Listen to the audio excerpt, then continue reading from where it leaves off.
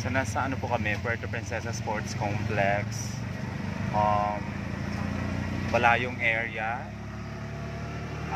We are heading to the area where the mass will be celebrated again in celebration of the 400 years rather of the Catholicism or Christianity in Palawan. So I am with Bobot here, Jinky, and ay dito na. Ano ito, may bayad ba to? Ay wala po. Thank you so much kuya. Thank you po.